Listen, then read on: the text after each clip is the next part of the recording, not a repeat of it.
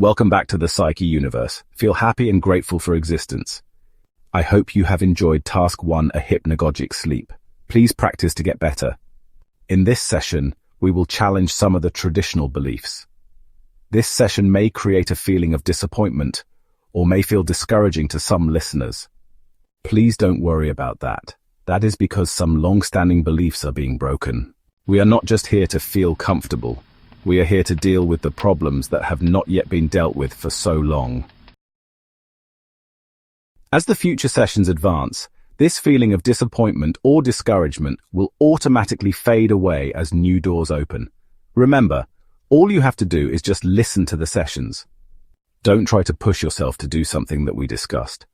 You will do the things you want willingly when you understand and love them.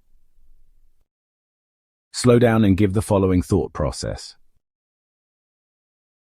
Remember when you first started trying to change things, that whisper within, urging you higher? To get better, to work hard, to become disciplined, to stay consistent. Yet, despite all your efforts, you still feel like you're getting nowhere, trapped in a whirlpool. The horizon stays distant. The climb steepens. And moreover, even if you work hard, stay consistent and disciplined, success is not guaranteed. Though they are the ingredients, they are not just the recipe for success. If you are a consistent, disciplined hard worker with an empty wallet, you will just look miserable. That's it. So, where is the problem? Not in you, perhaps. The problem is the way itself. The always failing willpower, the always fleeting motivation, the consistent inconsistency, and there are many more to mention. But where do all these problems stem from? Are you trying to treat the symptoms, not the disease? You jump from one self-help book to another and another to find a technique, a standard operating procedure that you will just follow and become successful, for abundance, for happiness. Is that really that simple? If there were a technique or hack to be successful, almost everyone in this world would have been successful by now. Now listen carefully. You are trained by this world to follow procedures. How to solve a problem in maths, how to install the operating system on a computer, how to make entries in the accounting book of your office, and so on. You are taught everything step by step. You are so used to it. So now you are looking for step-by-step instructions to live your life, to solve the messes your indiscipline created, to become successful, to become happy, to become wealthy. Now you are in trouble. The world, the teachers, the elders taught you to deal with the concrete but not the abstract. Life is abstract, love is abstract, navigating through this world is abstract, interpersonal dealings are abstract because the mind is abstract. The share market is abstract, economics is abstract, the course of your life is abstract, wars are abstract, politics are abstract. Everything that has a lot of variables, all those things that can't fully be regulated by defined rules, are abstract. Now you have to deal with something you were never trained for. You can operate a machine, an aeroplane, even a spacecraft following standard operating procedures with a bit of skill until it malfunctions beyond the scope of expectation.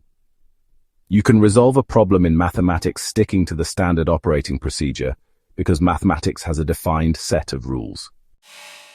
You can treat a known disease, a known virus, by adopting the standard operating procedure. But what if the virus and the consequences are unknown? What if even the consequences are known but there do not exist any proven treatments to deal with it? So when a crucial part of a problem is unknown, or there are many variables, or even the problem itself is unknown, a standard operating procedure falls short, and the world, life, society, and the events around it are full of unknowns and variables. That is the difference between the concrete and the abstract. If you are looking for a hack to success, you will keep searching till the day you die. Even though I completely don't negate the effectiveness of the self-help genre, though we will mention some of their principles in the way forward, we can't move forward solely depending on it. At first glance, this may seem like a simple issue, but deep down, it's more complicated. Let me ask you something. How many people do you know who became successful just by reading and following the instructions in a self-help book? Take a moment and count. Here's the tricky part. Some people who preach self-help books were already successful. Some inherited a well-established family business and are now giving lectures on hacks to success.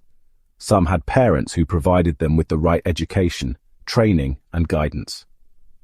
Some were already having some personality traits that lead to their winning streak, but they unknowingly attributed the success to some methods they learned from these books. Some were born on mountains, then they wrote of climbing.